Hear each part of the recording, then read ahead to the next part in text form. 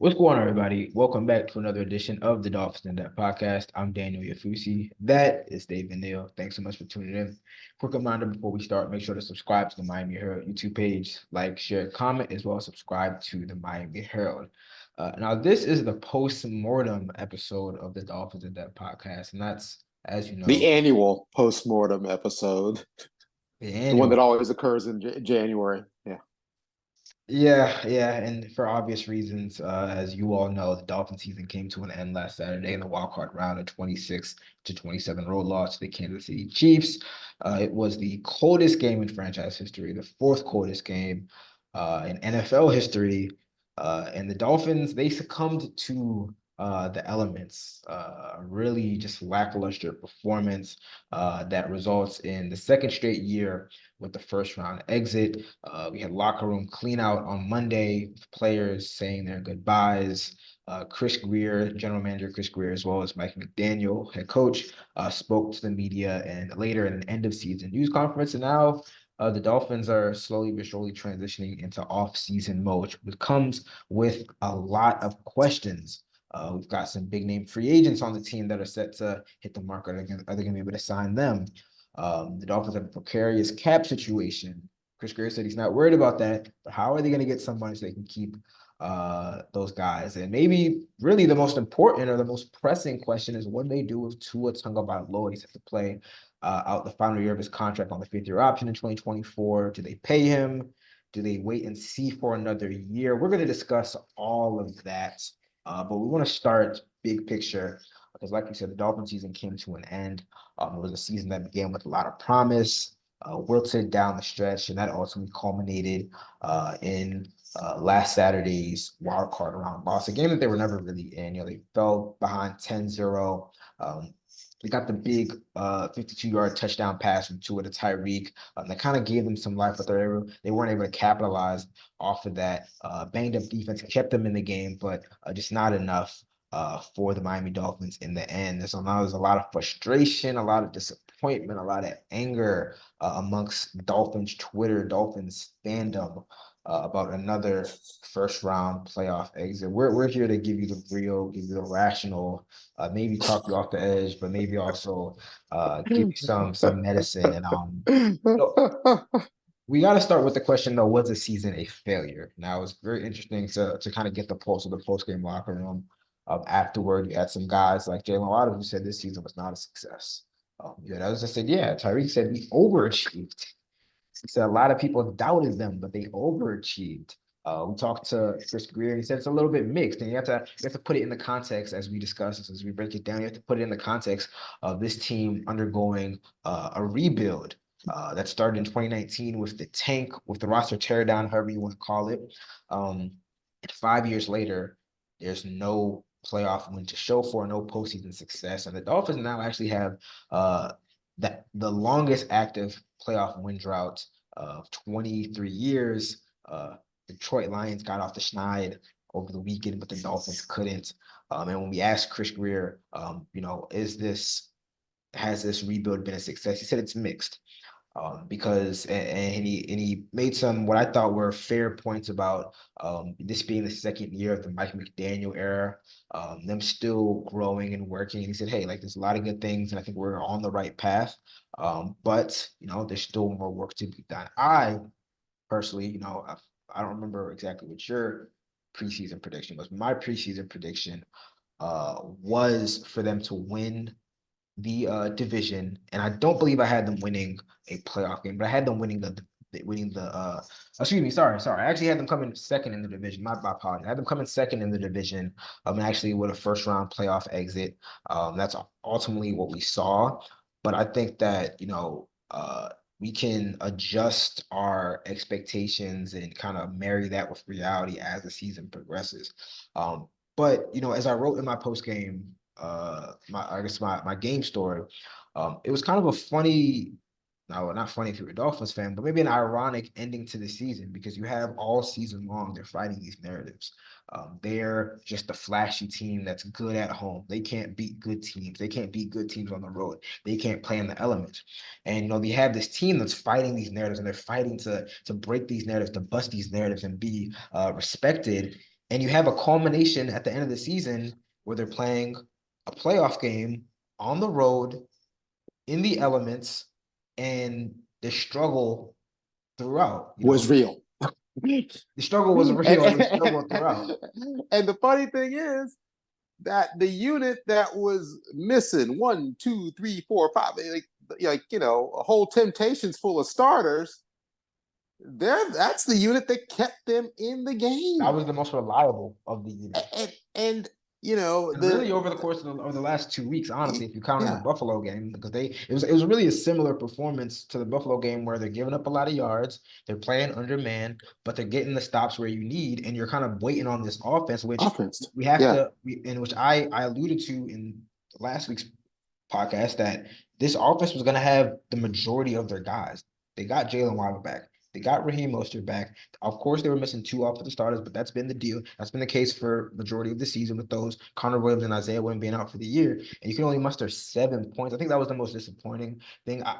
When I look big picture, I don't say that this season was a failure, because I think that we do have to recognize that they dealt with a lot of injuries, and nobody wants to use it as an excuse. None of the players, none of the coaches, none of the general manager didn't want to use it as an excuse. But I think we can understand that on the defensive side of the ball, that was not a representative group. Or that was not the representative group that the Dolphins expected to have when the games counted, mattered most. On offense, so that's a completely different story.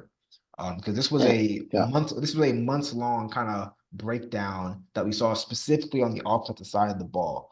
And I think there's blame to go around. I think that first off, I mean, I know the focus is going to be on Tua for the way that he finished the season in that game, but I will go back, and I think you would agree with me that Tua should never, ever have been in the spot where he should have been dropping back to pass 39 times in that game. We already know the questions about his arm strength and whatnot, and we said the only shot that they had in this game was probably running the ball 30, 35, maybe even 40 times.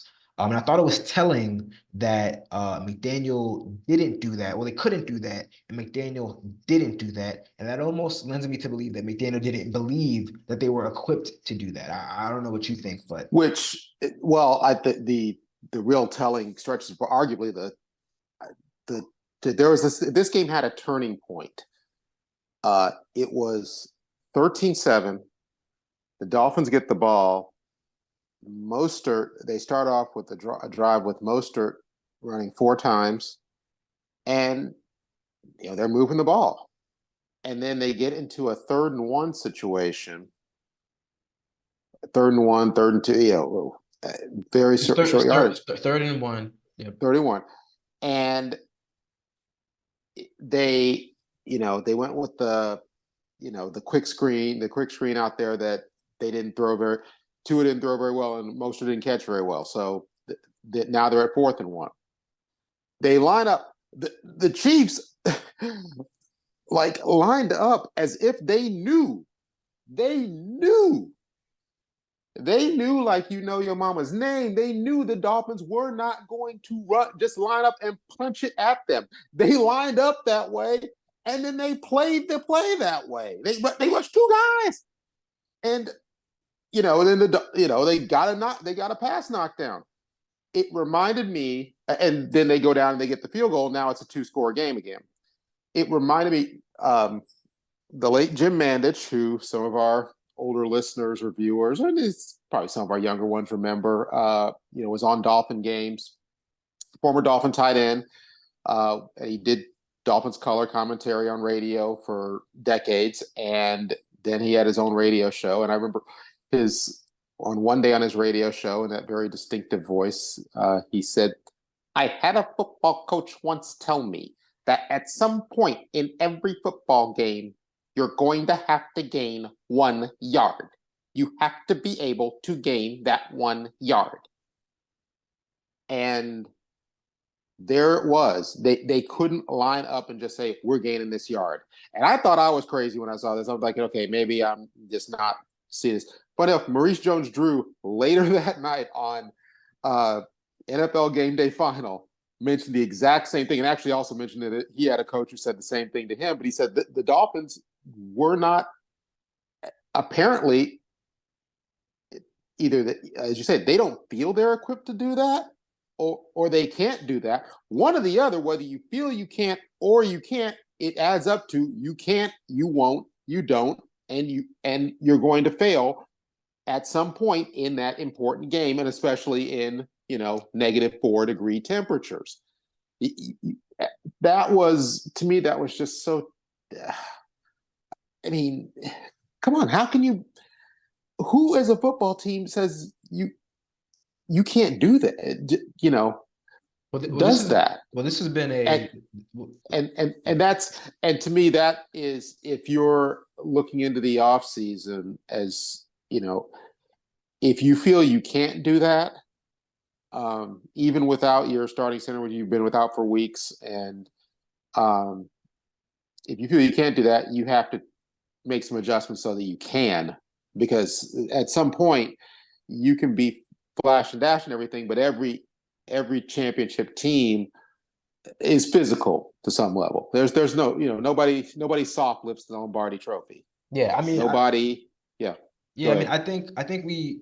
So the thing is, like, I think we saw growth in specifically the Dolphins' offense this year. Like entering year two of Mike McDaniel as a play caller, the big knock or the big question on him was he going to run the ball more, and they did that. They were a lot more successful running the ball. I think they were definitely top 10. They were number one in yards per carry. But I think that this game is exposed, and if you're really watching really, really closely, especially in the games that they struggled in, um, the Dolphins have to play a very specific style of ball to be successful on offense. On offense, it's very much, and it still is very much, we have to get the ball out of Tua's hands very quickly, get it over the middle of the field. And especially with the run game, they were successful, but they were so successful on the perimeter runs. We always see that outside toss, the outside zone, the fake pitch to the outside. And the really good teams, the teams that they struggled against, whether it was Baltimore, like, early on that was successful, but after a while, teams, have success with that. We saw it against Buffalo in Week 18, where Achane was ripping off some large runs, and obviously you would have liked to see McDaniel call some more of those runs in the second half. But when they did, the Bills clamped down on that. And I think that they needed, and we've seen it at times throughout the season, but maybe not consistently. And when they faced their toughest competition, we didn't see that change up where all right, we can run it between the tackles. We can do the power run game. We can do the stuff up the middle. And the same thing with the passing game, where it's like, all right, like it was almost like an overcorrection where, they started to throw the screens and they started to want to do the quick hit and stuff, because teams were crowding over the middle. But, it was almost like they were doing too much of it, and the Chiefs were able to kind of counteract that. And that's why I asked, one of the questions that I asked McDaniel in the pregame or the postgame presser was, when you look at the struggles that this offense had against, the tougher competition that you faced, do you feel it's a fundamental flaw with the scheme, or is this something that we can be fixed with minor tweaks? And he wasn't really in the right headspace to give like a full autopsy of the offense and whatnot. But I think that is, we're going to talk about this in the second half, but that's part of what they need to figure out, because it's Yeah. the second year this offense is bogged down. Last year they had a bit of an excuse because Tua was injured for the last couple of games in the concussion protocol. But even before then, they struggled. They struggled against San Francisco. They struggled against LA. They bounced back against Buffalo, but then they had some struggles against Green Bay in the last game that we saw Tua play. So then this year it was like, all right, if Tua plays the entirety of the season, we're gonna have a different result. Well, we have another tough stretch at the end of the season where you play where you play Buffalo, you play even in the Dallas game. The Dallas game, the offense wasn't, anything to write Right. about. And honestly, the defense kind of saved the day because the defense was lights out in that game. They get a big top stop on the first drive of that game. And obviously Tua was able to drive them down for a game-winning field goal. But they really made that. They really That was really on the strength of 15-yard face mask penalty, and they were able to get some key runs from Jeff Wilson. There has to be a real question and a real a real deep dive into what is going on with this offense, especially late in the season, and against some of the better competition. Because it feels like whether it's the competition, whether it's teams getting more film, at the end of the season, this offense hasn't been the same. Tua threw, I think, 4 interceptions and 4 touchdowns in the final month of the season. He did not look the same as he did in the first half of the year. And that is, it's one of the major reasons why we see them, with a first round exit for the second straight year. Well, I think undoubtedly teams do adjust, and what the Dolphins do is tough to deal with out of the box. I think in any game, individual game. However, teams see it on teams get a lot of film on it. They start practicing against it a little more that week. Get a better idea of how to prepare. You see teams that have success with it. Okay, let's see what we can do that they did, and then it's then up to again the Dolphins to say, okay, what can we do? Now that if they're going to adjust to us, then we have to adjust the adjustment, and until we make them adjust to the adjustment, and then we can get back to doing what we like to do. This is the same game that coach everybody's been playing for. This is the same adjustment game, and point, counterpoint, move, counter move that coach has been playing for 60, 70 years, since like Paul Brown actually diagnosed it, really drew up a serious offense, and Don Hudson created the pass pattern. But so I think we saw adjustments. Like I don't think that I don't think McDaniel was just sitting on his laurels. I don't think I think we saw an adjustment to the adjustment, but I don't know. I think we saw. I don't know. I don't think we saw that next level of adjustment, because what they did, some of the stuff they were doing against Kansas City was, and for a lot of part of the season, it got predictable, and I don't care how fast you are, predictable is, unless you are just execution, unless every part of your execution is on point and you've practiced it to that just blindingly crisp level, predictability is death. Yeah, I mean, and that's what I think the Dolphins eventually became. So it's not like they didn't do, it's not like they just kept banging their head against the wall. It's like they said, okay, now we're going to do this. Well, the team said, okay, fine. Well, we see you doing this. We're doing that. Oh, okay. And then it's, I wonder if Dak will remember that he can fly. Now you got to do something else. You have abilities to do other things, and and react to that. And it felt like they didn't react to the reaction, of the action. Yeah. I mean, I definitely want to say more about kind of the state of the offense for the second half, because we're going to talk more too in the second half. We haven't talked about as much about the defense, which again, I think it's they were placed in a really tough spot. They hired Vic Fangio as defensive coordinator, made him the highest paid defensive coordinator. They get Jalen Ramsey. They have a unit, which I said multiple times throughout the year, early in the year. So I think it's going to be a top 10 unit. It took them a couple of weeks to get all their guys healthy, but when they were healthy, I think they were really, really good. And then, they were kind of losing And they guys. weren't. Yeah, they were just losing guys week by week in the second half of the year. Again, they wrote out 6 defensive starters in the playoff game. That's Jerome Baker, inside linebacker, edge rushers, Bradley Chubb, Jalen Phillips, Xavier Howard, Javon Holland. Who am I missing? I know Andrew Van Ginkel, who was pretty much a de facto starter the entire year. He was out. Sean Elliott even got injured late in that game. They were playing 3 veteran pass rushers who run on the roster, this time about a week ago. I mean, they've just been signed to the roster about this time a week ago. So it was a really tough spot. We saw that they had to play a little bit differently. They had to blitz a little bit more than I think Vic Fangio would have wanted.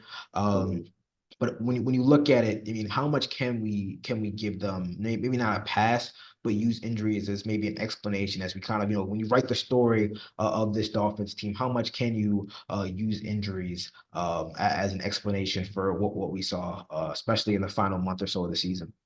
I don't. It's hard to say because they were mostly on the defensive side of the ball, and that's not the side that really fell apart. I mean, yeah, okay, Lamar and Baltimore ate them up, but Lamar and Baltimore are eating everybody up. So, I it's hard to it's hard to give them a D for that. Um, and injuries are a reality. Yes, everybody has them, but again, you can next man up all you want. Starters are starters for a reason, and the players they lost are high level starters. Pro Bowl or potentially Pro Bowl players. Yeah. Some of them, and so yeah, that doesn't help. Does it make a difference in a game? Does it make a difference against Buffalo? Does it make a difference with Kansas City? I don't know. Maybe they get a few more stops against Buffalo. I don't know, and that game ends in a tie or something. You know, um, maybe they're able to sit on Kansas City a little more and keep that game closer for longer. But as it was, they kept that game. They kept the game from being a blowout until the fourth quarter. That Yeah, was okay, when the fourth quarter, that's what it kind of really got yeah, away. yeah. So I don't know. I don't know. Yes, you didn't have the defensive personnel you want to see, and the full healthy Dolphins defense that you looked at in the offseason. You didn't see that for many games, but I don't know how much better it would have been had they had everybody. I don't know. It's maybe there could have been another big turnover or something that or a pick six or just something that turns a game around or gets some cheap points. I don't know, maybe, but I have a hard time pinning the slide on the injuries on that side of the ball. And yeah, again, on your offense, it doesn't help when you lose offensive linemen, lose interior linemen. That said, I think you gotta. I think those injuries I look at and say you gotta overcome those. The defensive side of the ball, I say Okay, I was gonna say, you, talk about the the offense. defensive side, the offensive Yeah. side, I say you gotta overcome those injuries. The defensive side of the ball, Even on the offensive side of the ball, I think just to kind of be fair and paint an accurate picture, they played without. I mean, they played 12 different starting offensive line combinations over the course of the year, so they didn't really have continuity there. Again, I think we're gonna talk a lot more about the offense and Tua and all that together, but I mean that's tough. I mean, everybody has that injuries, but 12 different stuff. I mean, I don't know. I don't know that's where that ranks, but I have to believe that ranks first in the NFL. 12 different, I mean, 12 and 18 games. 12 and 18 games. that's I'm trying to remember who I one of the teams I was watching recently. I think had more like they never had the same five or something like that or something Yeah. ridiculous. So they did. I But mean, I mean that does make it also a little tougher to develop your run game.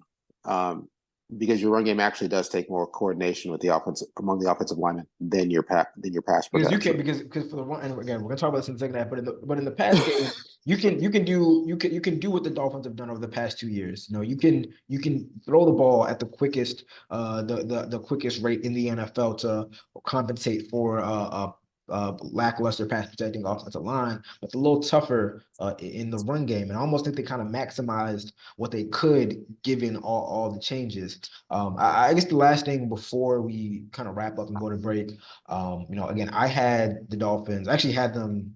Funny enough, I was looking back at my season preseason predictions. I had them at 11-6. I had them as the sixth seed, which they were, and I had them Ooh. getting eliminated in the first round. by the Bills wasn't the case there, but still Oh, pretty on the nose. that's pretty strong. Yeah, I mean, and again, it's kind of like I'm kind of talking out of both sides because I said that I thought that this was the most talented roster in the AFC, but I did think that some of the I did think that some of the, especially the injury to Ramsey, that's the one that stood out to me. The fact that he was out for half the year, I thought it was going to be I thought the schedule was going to be a little bit tough, and I didn't think that they'd be able to do as well as they play as well against the top tier opponents. Now, I didn't think that they were going to be 1-6 over the course of the season against teams with playoff. Teams that went to the playoffs. And I think that's probably the most disappointing part of it all. Like when you really break it down, it's the fact that this was a team. I thought about it before. I don't know if this was Super Bowl or bust. Like I don't know anybody that really said it was Super Bowl or bust for the Dolphins this year. But when you make the moves and the types of moves that they've made over the past 2 years, you trade for Tyreek Hill, you trade for Jalen Ramsey, you sign Teron Armstead. You're pretty Bradley much Chubb. Yeah, you trade for Bradley Chubb. Like those are the moves of a team that is ready to compete for division titles, compete for conference titles, and maybe even compete for a Super Bowl. And it's not just that. Well, first off, I keep on saying they shouldn't even have been in a position where they were playing in the coldest game in franchise history last weekend. Like they should have never been in that position. They should have been playing on Sunday. They should have been playing at home. They should have been hosting probably the Steelers in the first round of the playoffs. So like that's bad enough. But it's the fact that over the course of the year and outside of the Dallas game, which I mean, we just saw what they did in the first round, and can't like how much was that win worth? Over the course of the year, time and time again, when they stepped up in competition, they did not meet the moment. They did not 1-6 against playoff teams. So you not only have a team that was bounced in the first round for the second straight year, but we saw a clear delineation in performance when they faced the meh teams and when they faced the teams that you have to beat in order to go on a prolonged run. So now you and I wrote this in my game story. When Mike McDaniel first arrived as head coach, he had an interview with the team website. And he was talking about the defense. He was asked a question about the defense, but he kind of related to the entire team where he said, we're always going to look at changes. We're always going to look at ways to get better. Because if you're not getting better, you might as well be getting worse. If you're not improving, you're staying stagnant, you might as well be getting worse. So we have a team that was 2 games better in terms of the regular season record, but was still unable to win the division, was still bounced out in the first round of the playoffs, and when they faced the best teams in the NFL, they fell short. So the question is, and I think the question for the Dolphins this offseason is, did we really get better? Did we really get better? Did we really take a tangible step forward into pursuing a Super Bowl? I think they got better. I think they're a better team. But how much better? But well, obviously, I would say not enough. But I mean, somebody could say they were more competitive last year in the wild card round without Tua. I mean, they were. I mean, yeah. But that's different fights against different fights make different fights against different fighters. That's a matchup move. But the team that's wasn't a matchup thing, and it's not. But my point overall is that it's this we saw when at their lowest moments, at their worst moments, it was the same issues last year that we saw this year, where it was when you play the better teams, your offense starts malfunctioning. Right.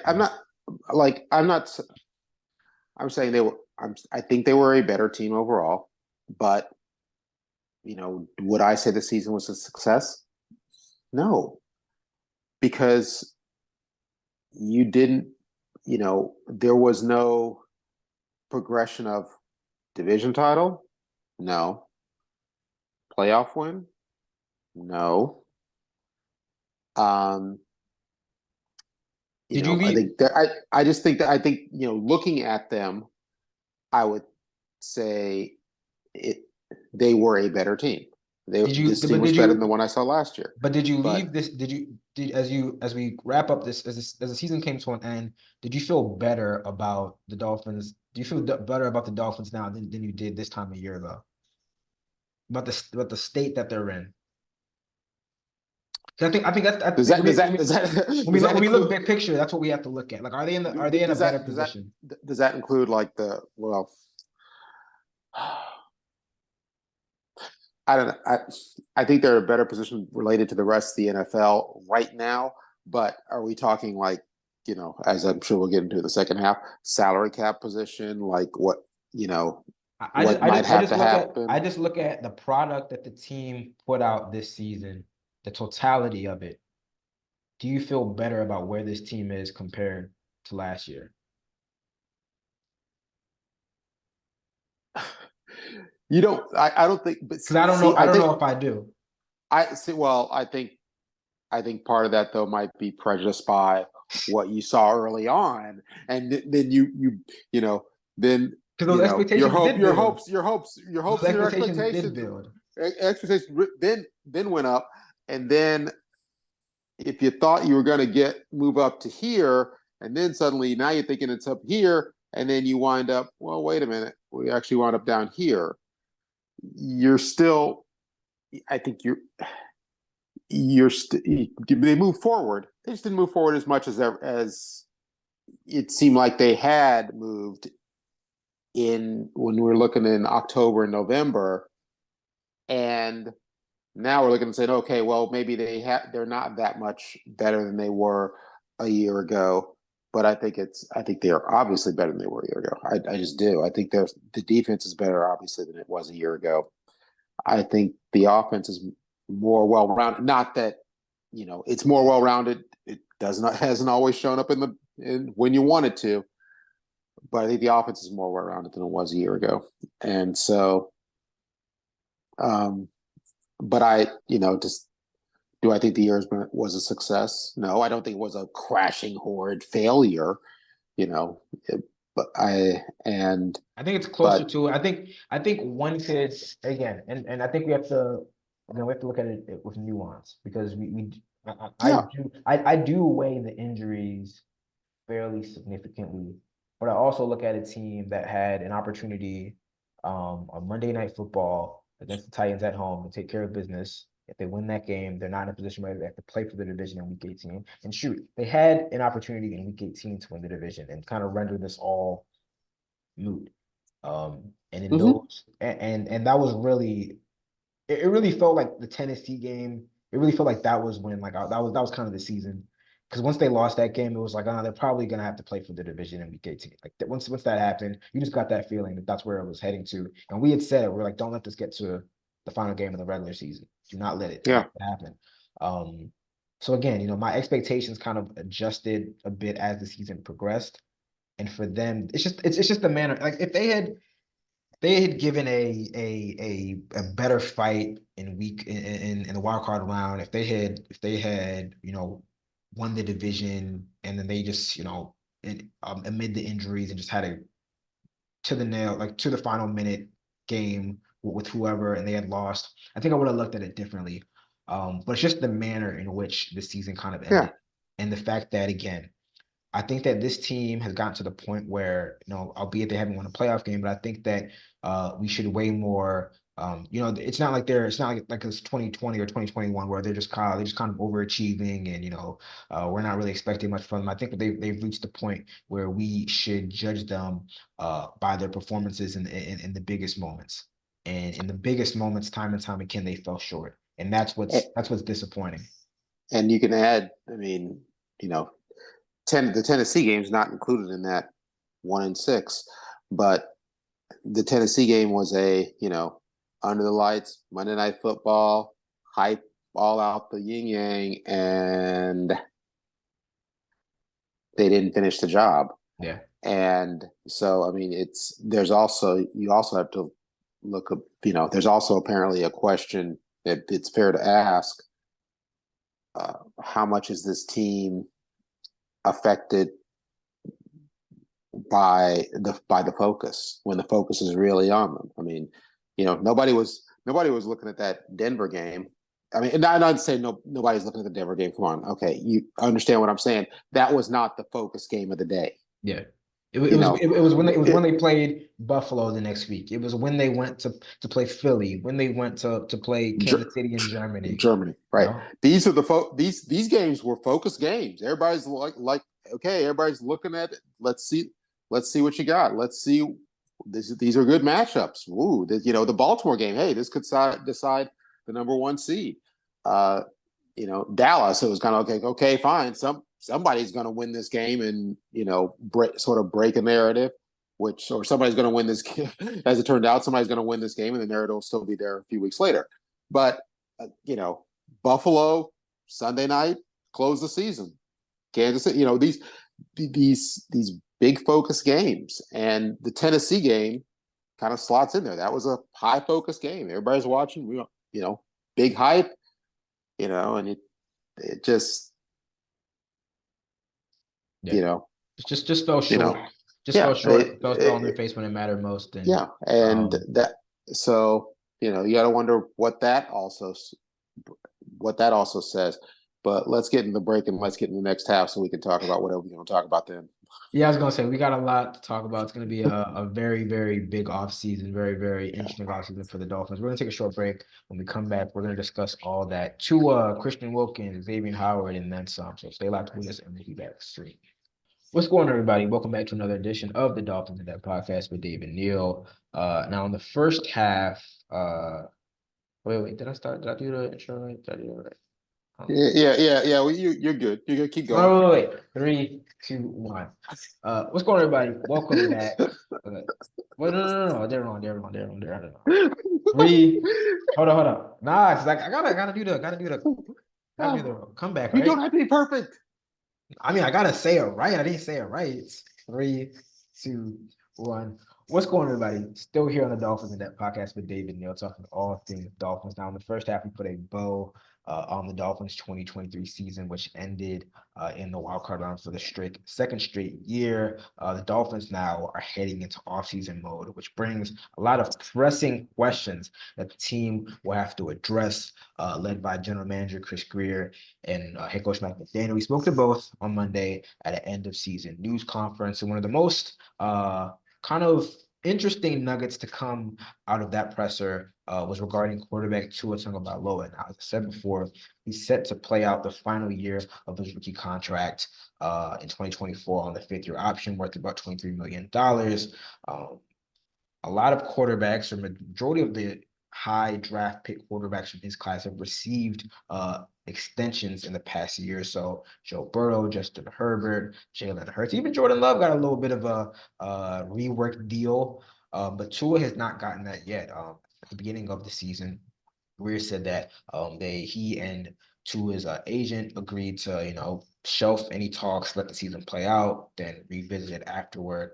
I asked Greer if the hope and the desire was to strike a long-term deal with Tua Tagovailoa, and he said, quote, "The goal is to have him here long-term playing at a high level. That's always the goal, and we'll continue to communicate with him through the offseason here." Now, very interesting comments from Chris Greer. Not really different from what we've heard in the past. We've heard something along those lines. We want to have him here long term, playing at a high level.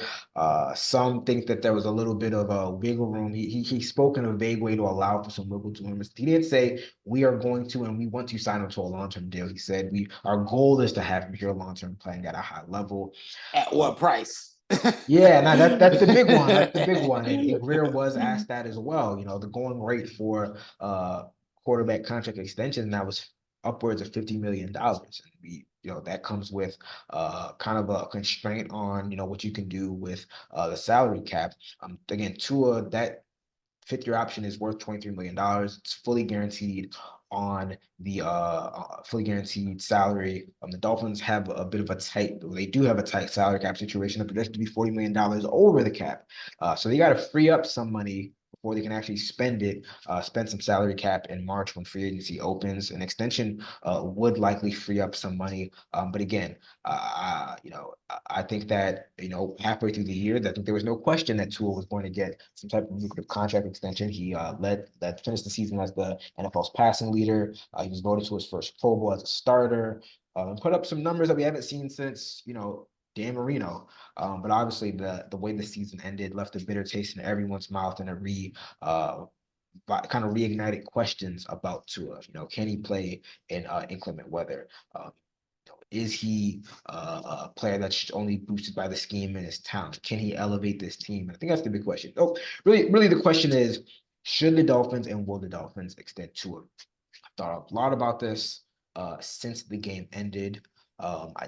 honestly, I don't like talking about guys' money because it's guys' money. But I gotta give it to you straight.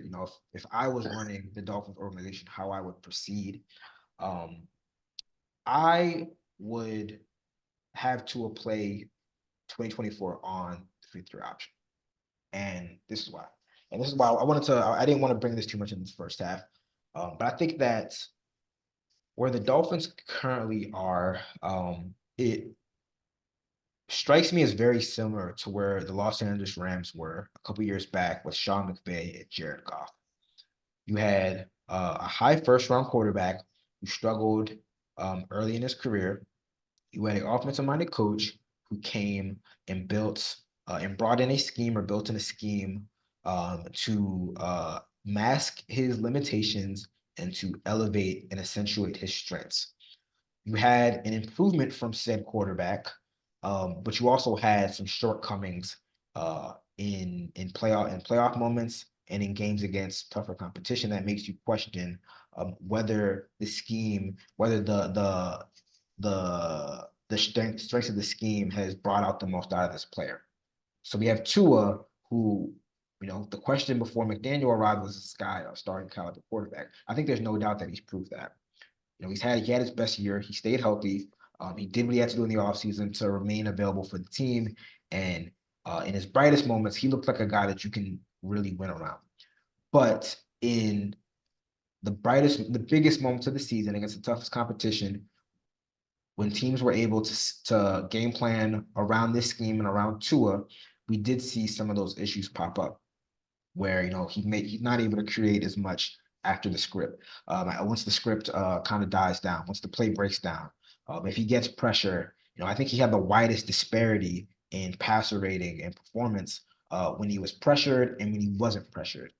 And again, he did not look comfortable at all. The entire offense didn't play well, but Tua did not look comfortable at all throwing in that weather. And I don't know how many quarterbacks could have, but Patrick Mahomes looked a lot more comfortable. And I hate to even compare him to Patrick Mahomes but I'm just saying Tua did not look comfortable throwing in those elements. And again, that continues a recurring narrative, whatever you want to call it, about him playing in those types of climates. Now, the question, and as I said before, the question for the Dolphins and for really Mike McDaniel was to have a real heart to heart and say, were the late season issues and the issues we had against some of our toughest opponents this year because of me, because of my play calling? I know there's some people that are saying McDaniel, should relinquish his play calling and focus on the game day management. I don't agree with that. I think that McDaniel is one of the better play callers in the NFL, and we have to remember that he's still growing. He's just finished his second year as a coach and a play caller. I think that he would be the first to say that he has room for growth. But he has to look in the mirror and say, are the issues that we're having for the second straight year with this offense because of me? Is it because of what I asked him after the game? Is it because of fundamental problems with the scheme and maybe the personnel that can be tweaked in the offseason? Or are there concerns about Tua and his play reaching a ceiling within this scheme?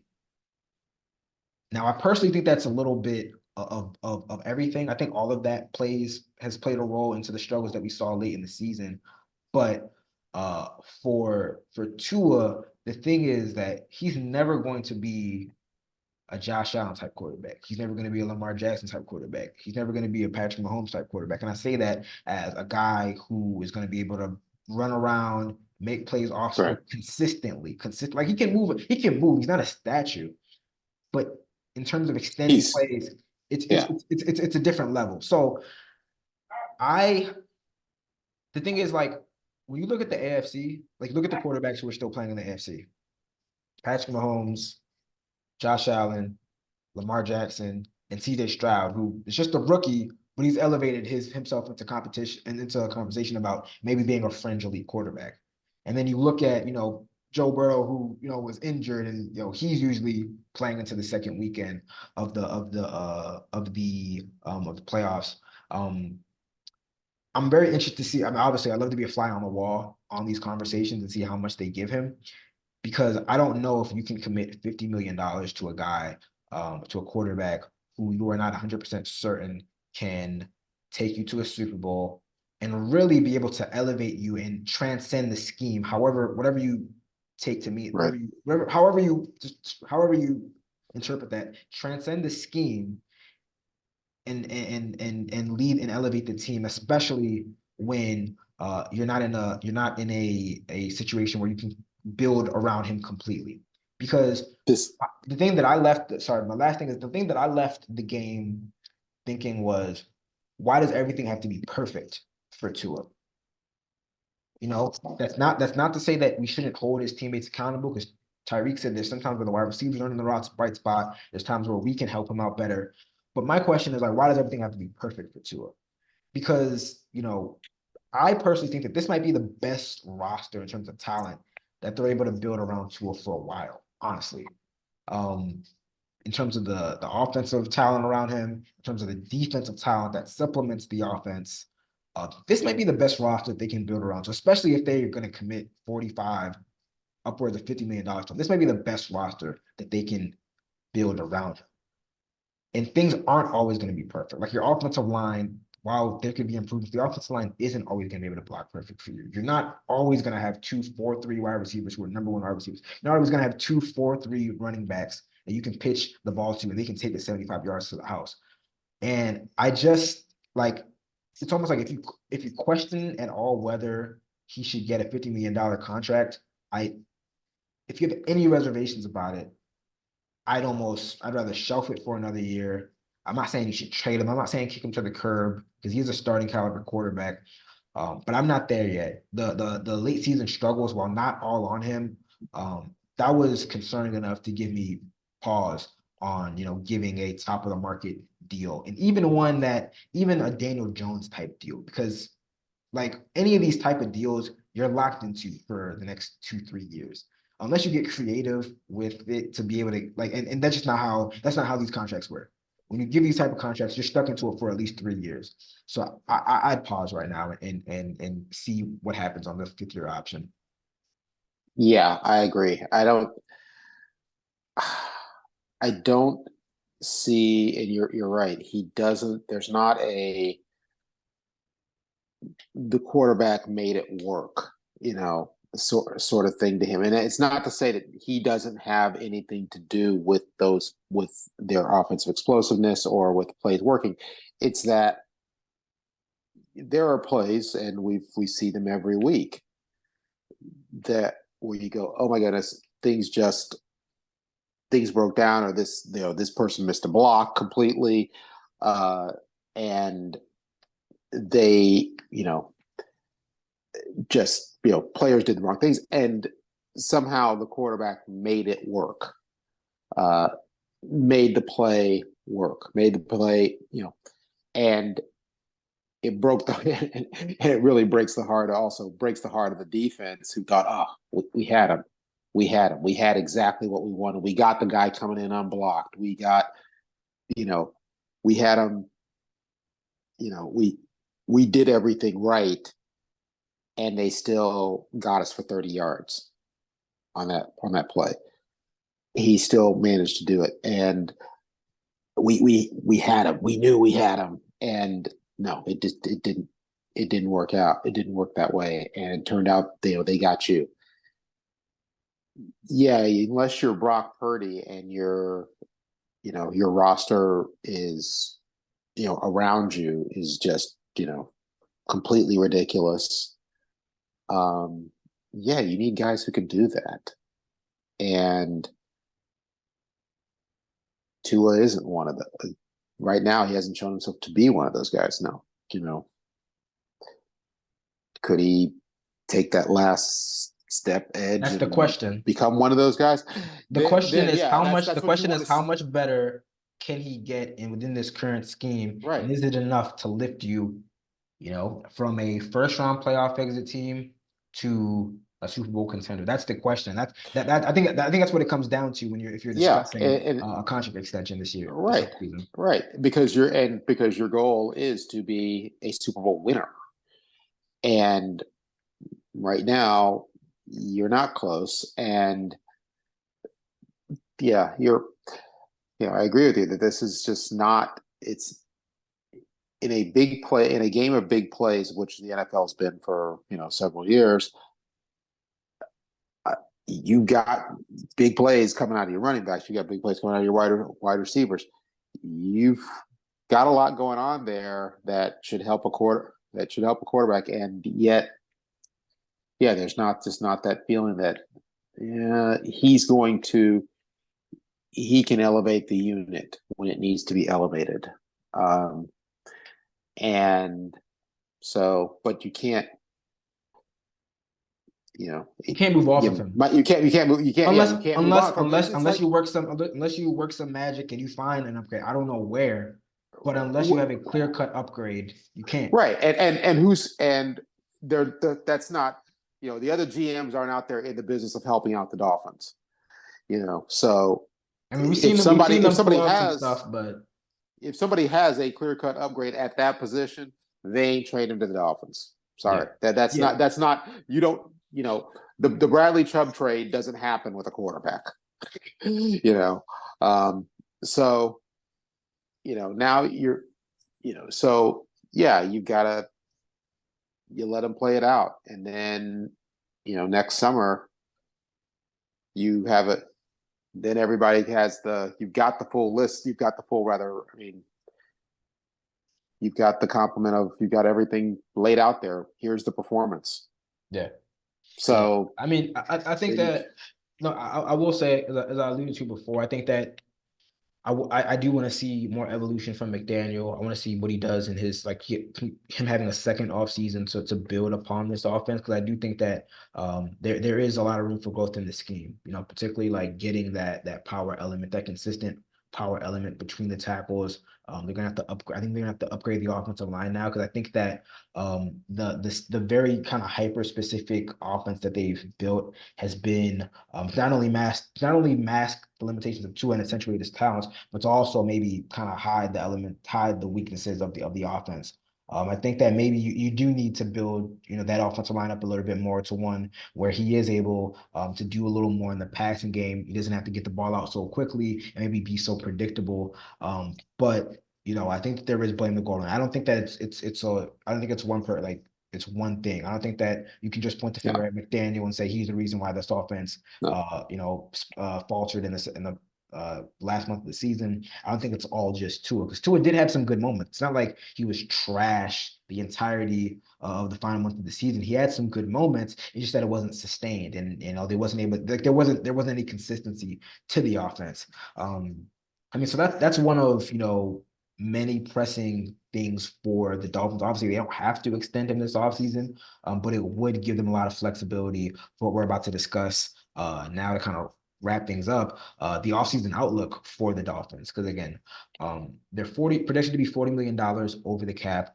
They have multiple key free agents. I believe 6 starters set to become unrestricted free agents. The most the most important of those players is obviously Christian Wilkins, who wasn't able to find or I guess get a new deal last year. He played on the 5th-year option this year. We got 2 starting offensive linemen in Connor Williams and Robert Hunt at the right guard. Also Isaiah Wynn, but I think that Connor Williams and Robert Hunt are definitely the priorities there. And you have a team that I think most people would say is still very talented. But this was also this question was also posed in the post end of season news conferences. You don't seem like you need to. The Dolphins didn't come across as a team that needs to make huge changes. And Greer said, I think that we're on the right track. So obviously the team's going to look different, but the question is how different. Now again, they're going to have to free up money, which means restructures, cuts, trades. This is something that we saw last year where they were over the cap and they restructured a couple guys, Tyreek Hill, Bradley Chubb, Teron Armstead. They restructured those guys as deals in order to free up some money in the short term and kind of kick the can down, kind of like a credit card. Take on some credit now or take on that right now, and pay the debt later. I I'm not a fan of that, but I understand that in order to kind of maintain the core of the roster, they're probably going to have to do that. The question is And when I looked at their books, I was thinking there's not a lot of guys who I feel very confident doing that, because you have when you restructure the contracts, you have to do that with the guy who you feel confident that, 2, 3 years down the line, he's still going to be, on your roster and playing at a high level. So I got no problem doing that with Tyreek Hill. I really don't have a problem doing that with Jalen Ramsey, because although he dealt with the meniscus injury, he came back, he played at a high level. He's just going to be 30. But then you get into guys like Teron Armstead, who kind of alluded to considering retirement. All right. He did allude to that. You have a guy like Bradley Chubb, who's coming off a second ACL injury. Like, I know he's still young, fairly young. He's in the prime of his career, but do you really want to do that with a guy coming off an injury? Xavier Howard is one of the big question marks for this offseason, because he has no guaranteed money. He did not seem very open to taking a pay cut. He asked reporters, would you take a pay cut if your boss asked you to? I already know what your answer is. You're not taking a pay cut. So better have my money. yeah, so I mean, the thing is, if you do cut some guys to free some cap room, you got to replace those guys. If you cut an Xavier Howard, you have to replace and find a new starting cornerback. I think that the Dolphins, kind of the byproduct of, taking this all-in approach, so to speak, and making these big moves for guys and then not paying off and paying all this money, is that now, the rent's due, the bill is due. And you can either pay it right now, or you can, kick it down. I mean, they gotta, I would think that they have to keep Christian Wilkins. They have to find a way to keep him, or else you got to find another defensive lineman to fill in the middle of your defense. So it makes for a very interesting offseason. I would say right now, what I would do and what I think the Dolphins will do. I think if I'm the Dolphins, I can talk myself into rationalizing some of the late season struggles, or kind of rationalizing some of the late season struggles with the defense missing 6 starters. Um, I don't love that Xavier Howard is, coming off another injury. And it's just, he said it was a mid-foot sprain. He'll be fine for the spring and training camp, but he's a year older. Xavier Howard, Jalen Ramsey's a year older. I don't necessarily love that. Tyreek Hill is going to be 30. I'm sure he still has some good years left, but these guys are getting a little bit older. But if I'm the Dolphins, I can talk myself into, quote unquote, running it back. Um, you know, that probably means restructuring a couple guys and, hoping that they can, still play 2, 3 more years. Um, you know, I think that you can work around the cap without, needing an extension for Tua to give you some space. But I do think they do have to make some significant additions on the offense to ensure that, what we've seen the last 2 years doesn't happen again. I mean, for McDaniel, like, that's like the worst possible scenario, that you were an offensive-minded head coach and your offense fails you 2 years in a row, more or less. Um, we'll talk about, as we get later into the offseason and the entire NFL season wraps up, who to sign, who to target. But I think you got to find a way to get a legitimate, consistent running game that can do multiple things, whether that's rebuilding the offensive line, whether that's getting another running back, because I don't think I don't think he's ever going to be a lead back guy. Mostert had a great year, but, he's on the wrong side of 30. So, I don't think you can count on another career year for Mostert. I'd love to see them, really hone in on that run game and really find a third pass catcher. Whether it's a third wide receiver, whether it's a legitimate tight end who can do everything you want in this offense, block, run routes, catch. I'd love to see them get a third pass catcher to kind of complement and like kind of like veer from the archetype that we've seen in this offense, which is, the smaller 4-3 guys. That's great, but I'd love to see a little bit of diversity. A guy who, can maybe make the 50-50 balls, can go down and make some tough contested catches consistently, and just give a little bit of diversity to this passing game. What do you think should be, I guess, the number one priority for the Dolphins this offseason? Well, between Wilkins and Howard, I think you have to decide. To me, they're the first two you have to resign. And X is still under contract, but he has no guaranteed money left. So they can come to him with a pay cut, to try to get some relief. They could cut him, but I don't want to get too in the weeds of it. But they're not gonna, if they cut him, they're not going to get any no any release. No, you're not going to cut him. You're not going to cut him because you don't. Because then again, then what? What are you getting? Are you going to get a cornerback of that quality? No. I mean, we saw him get Jalen Ramsey Now last year, but it's they not there. always seem to have one magic trip up their sleeves in the offseason the past couple of Yeah, years. I will well, say that. I will say so that. yeah, well, sometimes eventually, what's up your sleeve, is your armpit, and it stinks. Um, no, they have to resign Wilkins because that's your middle of their defense, and strength at the middle is just you can't be. That's so undervalued for a defense. I mean, even just his ability to his ability to push the line back, his ability, it doesn't matter sometimes. A lot of times if he gets the sack, his ability to push that pocket so that the quarterback space is crowded and he feels uncomfortable. And he can't step into a throw. That's, how many interceptions will come from that or overthrows come from that. Now, offensively, it's interesting. I wonder what, like you I have not looked at the coming NFL draft as to what positions it's loaded in. They're gonna have their more or less their full slate of picks. They're gonna have a first, a second, a fourth, 2 6. So they're gonna have a first round pick, unless they trade it for the first time in a couple of years. So they're gonna right. be able to get some young talent in there. So yeah, maybe there's some holes look at and you say, okay, look, we can upgrade in the draft, and we can those early deals can save us a little bit of money, with some guys who might have to slice. Got to hit on those picks though, because I know they've only had four in the No, last well, 2 years. But well, obviously, the only draft pick that's really done much of anything in the past 2 years is Devon Achane. So you gotta, when you use those picks, you gotta hit on them. Yeah, well, obviously.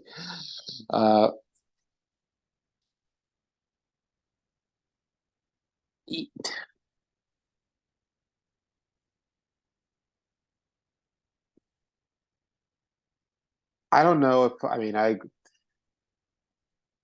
would go either. I would go O-line, and sure, I honestly would make sure that's okay.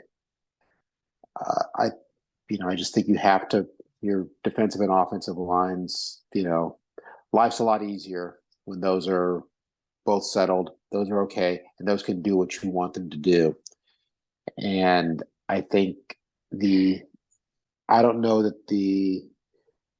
I think Raheem Mostert can run between the tackles strong. I think, Devon Achane, I mean, he's not the biggest guy in the world, but if you give him a little bit of space, he can, carry the ball between the tackles, not every daggone play, but enough to give you a presence there, to help give you a presence there along with Mostert. Yeah, Mostert's, over 30.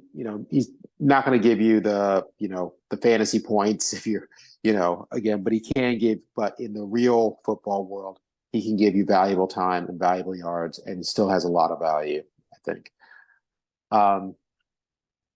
So, and yeah, they need to develop that element. They don't have to be a pound the rock team, just just be able to bulldog everybody down the field, Zonka style.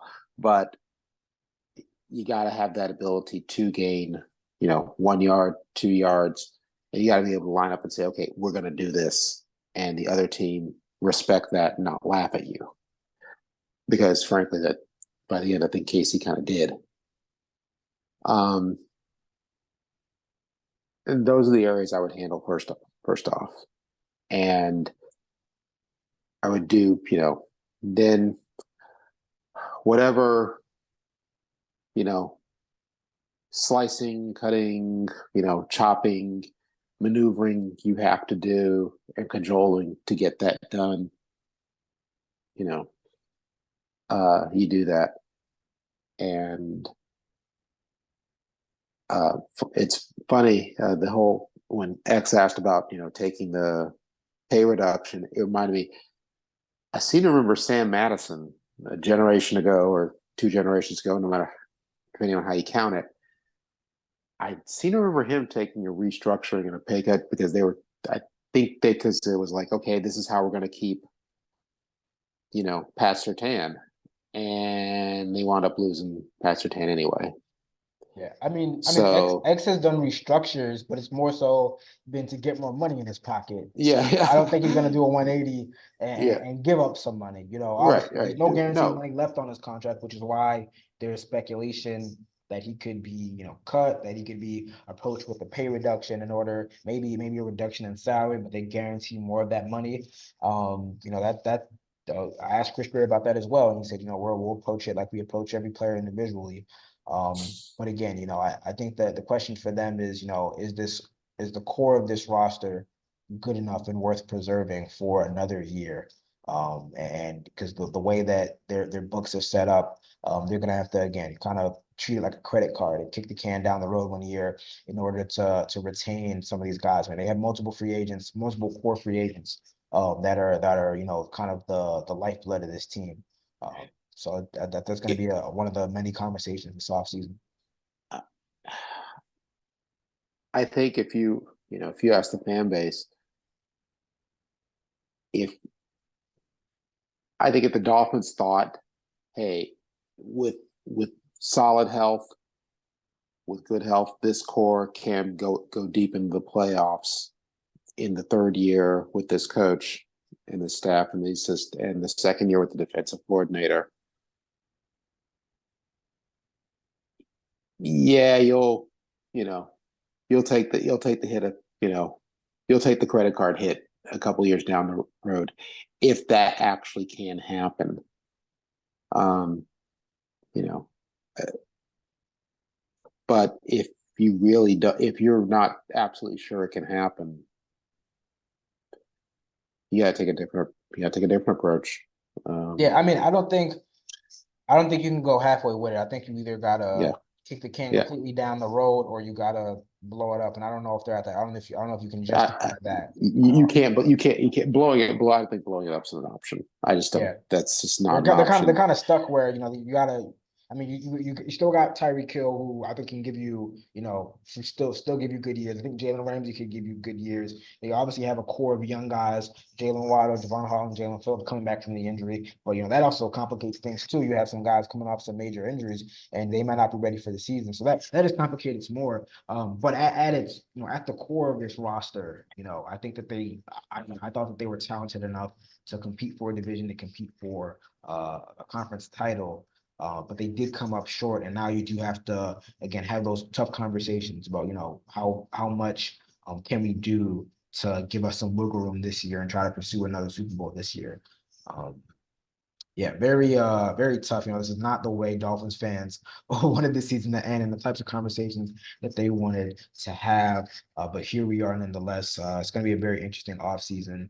We still got a couple weeks before that entire NFL season wraps up, and then we really dive into the offseason program. But we'll be there all the way to Miami Herald, covering that, keeping you updated on the latest Dolphins happenings. And that brings us to the end of another edition of the Dolphin In Depth podcast. I want to thank you guys as always for tuning in. Remind us to subscribe to the Miami Herald YouTube page. Like, share, comment, and subscribe to the Miami Herald. We'll be back soon Yeah. to recap. I can't say another weekend of Dolphins football because Dolphins football is coming to an end.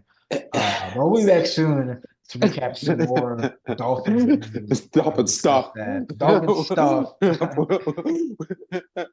We might be taking next week off, or we gonna be back next week? I will see. We'll see. That's why I said we'll be back All soon. right, all But right. we'll be back. We'll definitely be back soon to discuss more All right, Dolphins. Until then, you guys take care. See all ya. right.